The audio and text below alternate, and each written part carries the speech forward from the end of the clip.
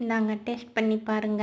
எப்படி இருக்குன்னு சொல்லுங்க. அப்படின்னு எங்க அத்தம்மா என்னமோ செஞ்சுட்ருக்காங்கன்னு நெனைக்காதீங்க. அது இட்லி பொடி. இது வந்து வெள்ளை எள்ளு உருண்டை. ஐய்யய்யோ! கொட்டியிருந்தா மண்டையில அடி வாங்கியிருப்பேன்.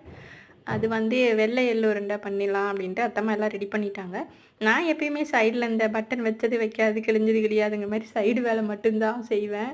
அதனால எல்லாம் எடுத்து வை, போட்டு வைன்னு சொல்லி தலையில தட்டாத குறையா சொல்லிட்டு போயிட்டாங்க. இதுதான் அந்த உருண்டைக்கு செய்யறக்கு. இட்லி பொடியெல்லாம் போட்டு ரெடியாக எடுத்து வச்சுட்டேன்.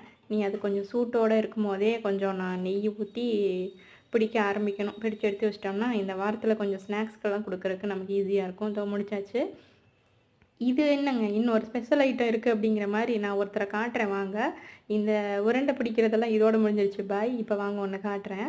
இந்த பல்லி வந்து நான் தினம் காலையில் லஞ்ச் பேக் அதாவது ஸ்கூலுக்கு செய்ய வரும்போதெல்லாம் பார்ப்பேன். எங்கள் கேஸ் ஸ்டவ் அடியிலேருந்து போயிட்டுருக்கும். இதோடைய வாலில் ஏதோ பேண்டேஜ் சுற்றின மாதிரி இருக்குது. அது என்னன்னே தெரியறதில்ல. நான் இவ்வளோ க்ளோஸ்அப்பில் எடுத்துகிட்டு இருக்கேன். எவ்வளோ டேஸ்ட்டாக அந்த இட்லி பொடியை நக்கி நக்கி சாப்பிட்ருக்குது பாருங்கள். ஓகேங்க பாய். இன்னொரு வீடியோவில் பார்க்கலாம்.